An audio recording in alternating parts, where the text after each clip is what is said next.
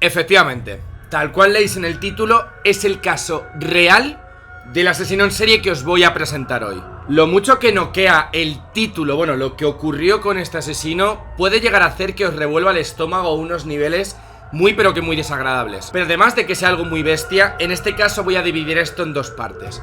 ¿Por qué? Os preguntaréis. Pues porque primero os voy a contar la historia de este asesino, que tiene para rato y es muy interesante. Y el siguiente vídeo será la entrevista, una de las entrevistas más ocultas y a la vez más fuertes que se le hicieron a este asesino, explicando el por qué hizo tanto lo que pone en el título de la madre como otras tantas cosas. Si veo que este vídeo recibe mucho apoyo, llegando a 8000 likes por ejemplo, subiré la segunda parte, que la voy a grabar a continuación, de la entrevista de este asesino, Ed Kemper, el genio de 2 metros que cortó y violó la cabeza de su madre.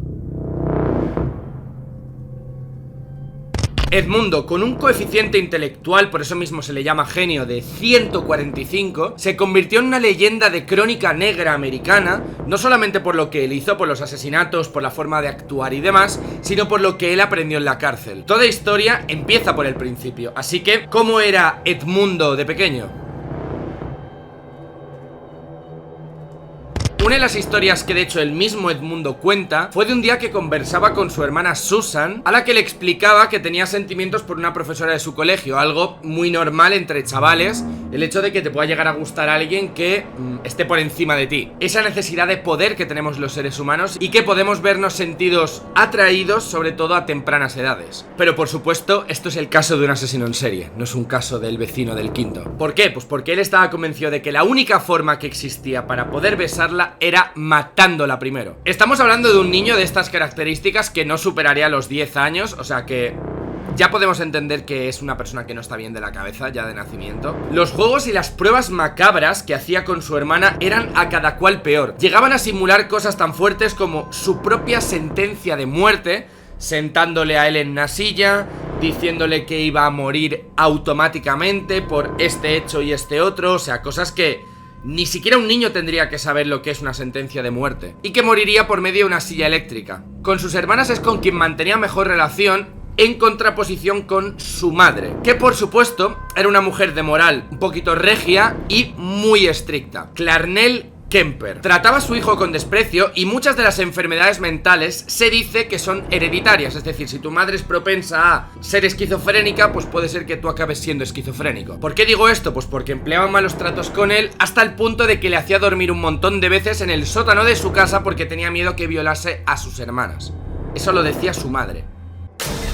Por supuesto, con semejante coeficiente intelectual no tuvo ningún problema a nivel de aprendizaje y gracias a la admiración que tenía John Wayne, un actor muy conocido del siglo XX, empezó a pensar que él querría ser agente de policía. Esto siendo muy pequeño, por lo que se vio que era un genio encubierto. Tras las sospechas se le hicieron varias pruebas en el colegio donde estaba estudiando y vieron que esa persona de 2 metros, así pánfilo, un poco sudapollas del mundo, acabó siendo un puto genio con un coeficiente intelectual del 145. ¿Cómo aprovechó todo ese potencial? Su primer asesinato, mató a su gato. Un gato siamés que tenía la familia. No es una muerte que podamos entender como algo normal dentro de lo que es matar a un animal, por supuesto, sino que lo mató, lo enterró en el jardín, le cortó la cabeza y la cabeza se la llevó hasta su habitación y la puso en un palo en el cabecero de su cama para montar una especie de altar para rezar. Completamente ido. Vayamos al primer crimen de Kemper, quitando el gato. Años después se le conocería a este muchacho como el asesino de autoestopistas. Antes era muy normal el que gente que no tenía medio de transporte o que se había quedado tirado en medio de un sitio hiciesen autostop a dedo con los coches de la autopista para ver si había algún buen samaritano que les llevase hacia su ubicación. You going to Walnut Creek? Great. Previamente a esto se entrenó con alguien muy cercano que fue su padre, electricista de profesión. Había abandonado el núcleo familiar por seguramente movidas con la madre y se llevó a su hijo hasta Los Ángeles, donde vivió con él un tiempo. En dicho periodo mejoró bastante el comportamiento Ed Kemper, seguramente al no estar sometido a tanta presión o tanto machaque psicológico como él describía a su madre. Después de eso se le llevó a la casa de los abuelos, que eran los abuelos, los padres de la madre de este chico. La única pega es que la abuela de los Kemper era muy similar a Clarnell, estricta y dirigida a inducir a su nieta que cualquier tipo de impulso sexual era poco menos que el peor de los pecados. Todo este cóctel molotov en la cabeza llevó a Ed a relacionar la muerte con el sexo, ambos conceptos que son muy diferentes, pero que le llevaron a pensar: ¿qué pasaría si yo mato a mi abuela? ¿Acabó cumpliendo? Por supuesto. Acabó matando a su abuela con una pistola, y cuando su abuelo llegó con el coche y aparcó, él salió corriendo y mató a su abuelo de la misma forma que mató a su abuela. ¿Por qué? Explicó él: para ahorrarle presenciar la escena dantesca que él había provocado a su abuela. Es acojonante que esa sea la razón, ¿eh? Que él vea que esa es la razón real. Es increíble.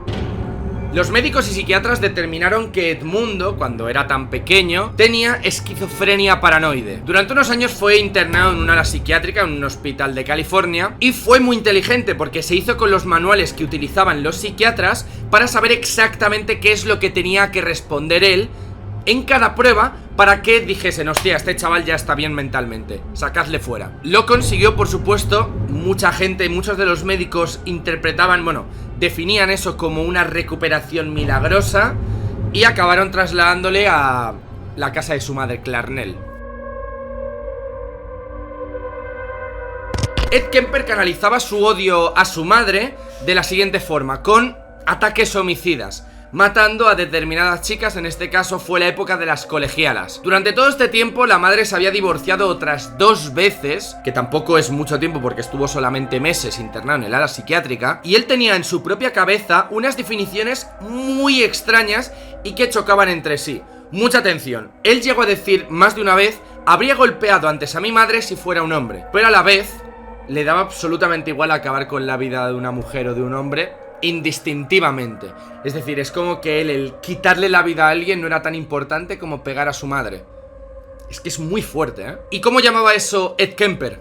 Salir de cacería. Iba por la Universidad de California, que al tener un pase y bueno, sumado a su outfit y el aura que él desprendía de un chaval tranquilo, despreocupado, así con bigote y tal, pues acababa pillando confianza con todos los jóvenes, bueno, todas las jóvenes de esa época, haciendo autostop. Marianne Pesque, una chavala de 18 años que necesitaba, junto a su amiga Anita, que las llevasen al campus. No fue la idea de Ed, porque evidentemente las que estaban haciendo autostop eran ellas.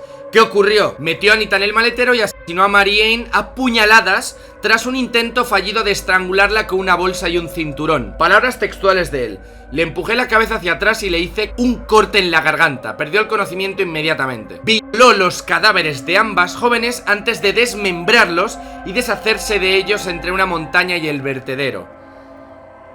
¡Wow!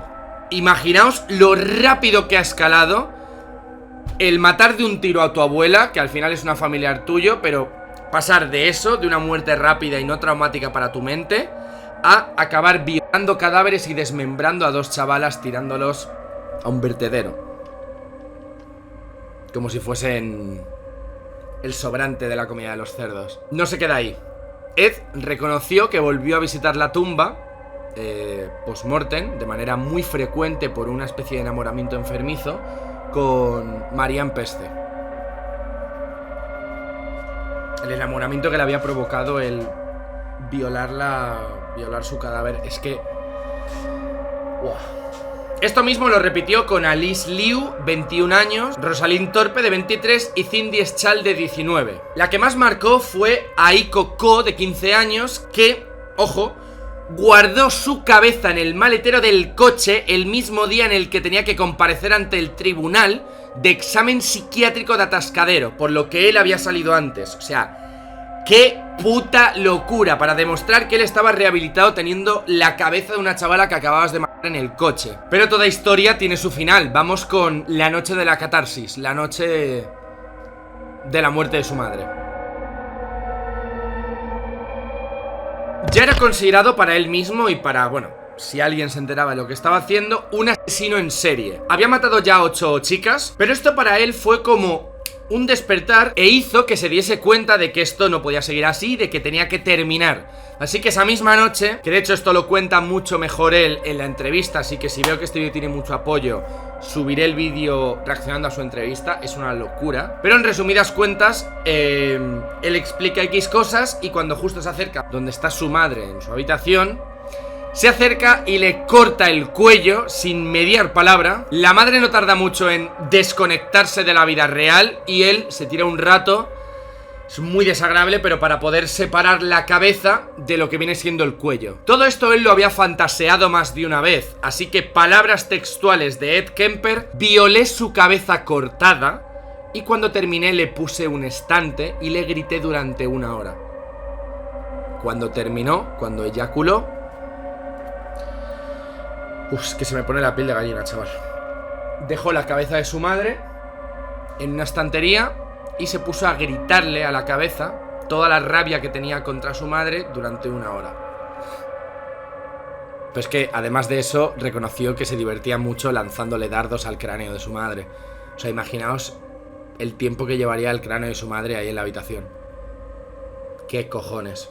¿Qué es lo bueno para los ciudadanos que vivían cerca de él? Que este delito acabó por delatarle. Nadie, absolutamente nadie se creía que la madre, según lo que contaba Ed Kemper, había abandonado el núcleo familiar porque no se aguantaban entre ella y el hijo. En su cabeza sonaba espectacular. Esperó a Sally Hallett, de 59 años, que era muy amiga y compañera de trabajo de su madre, porque estaba preocupada por ella porque hacía mucho que no la veía. Entonces se acercó hacia la casa de los Kemper y cuando entró estaba ahí Ed Kemper esperándola para atacarla a golpes y acabar con su vida, que es lo que ocurrió. En resumidas cuentas, para que, según en la cabeza de Ed Kemper, Sally no se chivase de que tenía la cabeza de su madre en la estantería de su habitación. ¿Le hubiesen acabado pillando? Sí, pero no le acabaron pillando.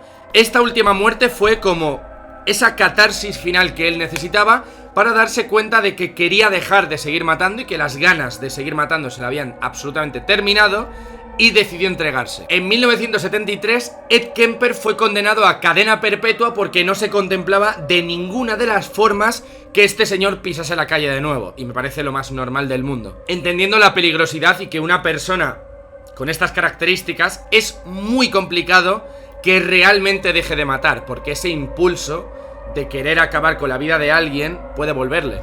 Al igual que se le ha ido, puede volverle otra vez. Este tío en la cárcel se convirtió en una figura mediática porque no se escondía absolutamente nada. Por eso vais a flipar tanto con esta entrevista que digo, a la hora de contar lo que él hizo, o a la hora de contar lo que él piensa. Cuando la veáis vais a entender que eso de que se le quitasen las ganas de matar es completamente mentira, escuchándole sobre todo. Pero ahora, aparte de la serie en Netflix, millones de entrevistas que se le han hecho, libros y cosas que se han grabado con él, queda la mejor parte, que es la parte donde se le escucha hablar.